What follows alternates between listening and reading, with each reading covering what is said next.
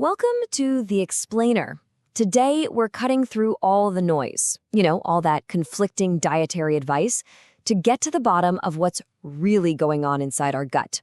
And we're going to do it using the fantastic insights from expert gastroenterologist Dr. Sergey Vyalov to really build a clear picture of modern digestion. So let's just start with a really fundamental question. It's one that affects every single one of us, every single day. You see, the food we eat has changed more in the last 100 years than in all of human history before it. And understanding that change, well, that's the first step to understanding our own health. Here's our roadmap. First, we'll look at what's wrong with modern food. Then we'll tackle a daily habit, coffee. After that, we're diving deep into the gut's inner world, the microbiome. We'll solve some common gut mysteries, and finally, map out the real path to health. Okay. Let's get right into it. The core of the problem really starts with the quality of our food supply itself, how it's been engineered for convenience and profit, not necessarily for our well-being. Just think about the difference between a chicken from 100 years ago. That thing ran around, it was tough, but it was packed with nutrients, and what we get today. Modern food production is all about speed and shelf life. Animals get a standardized compound feed, and so much of what we eat is ultra-processed, which means it's loaded with additives while the good stuff gets stripped away. And this is where Dr. Vyalov makes a really powerful, maybe even shocking point. He compares industrially farmed animals, which are often raised to be fatty and inactive, to animals with fatty liver disease, kind of like geese being fattened for foie gras. His whole point is that when we consume these unhealthy animals, we're basically setting up our own bodies for the exact same metabolic problems. All right, let's switch gears and focus on one of the most popular and most debated drinks out there, coffee. Is it helping us or is it hurting us? So what's the magic number? Well, a lot of the research seems to point to 4 cups a day. And just to be clear, we're talking about 4 single shots of espresso here. That seems to be the sweet spot where the health benefits really shine. And you can really see that trade-off right here. The benefits are clear. You get great liver protection, a reduced risk of diabetes. But look, studies show that once you hit that 5th cup, the strain on your heart starts to tick up without giving you any more of the good stuff. And what about energy drinks?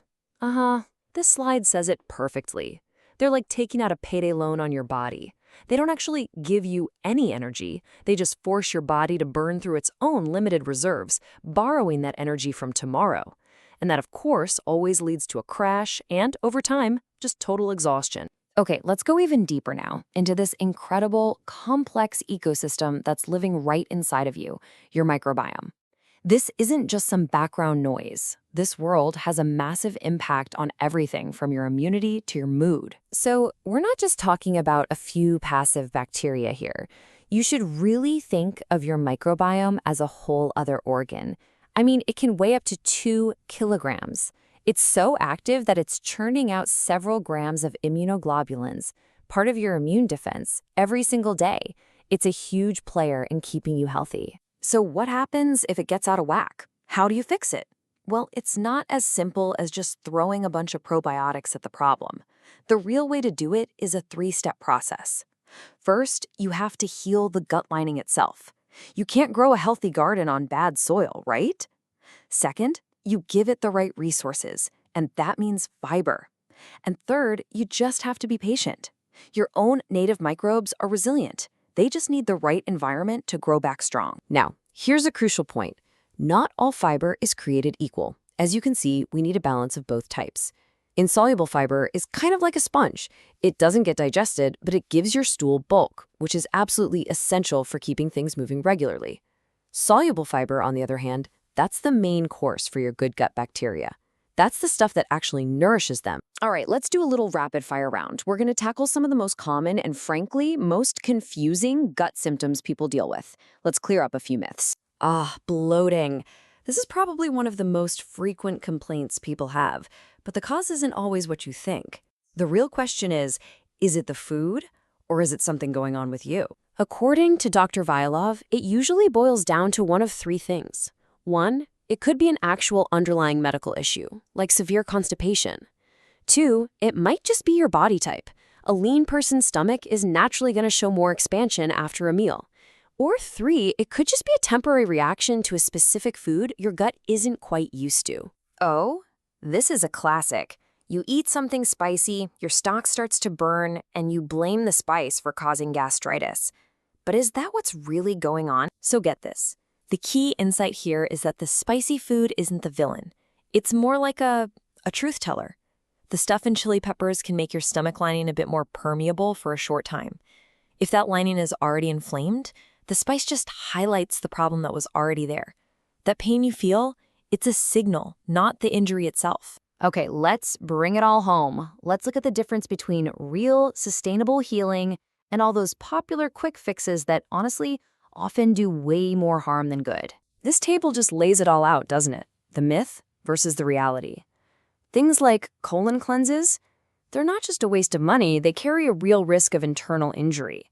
Randomly using sorbents can actually strip away vital nutrients. And, as we're about to see, trying to change your body's pH, well, that's just a big misunderstanding. So what about alkalizing your body with baking soda or special water? As Dr. Bialov explains, your body is an incredible, self-regulating machine. It has these powerful buffer systems that work around the clock to keep your pH perfectly stable. The idea that you could or even should try to override that with food, it's just a total misunderstanding of how your body works. So here's the main takeaway. The path to real gut health isn't about harsh detoxes or fighting against your body. It's about nourishment. It's about understanding what your body actually needs.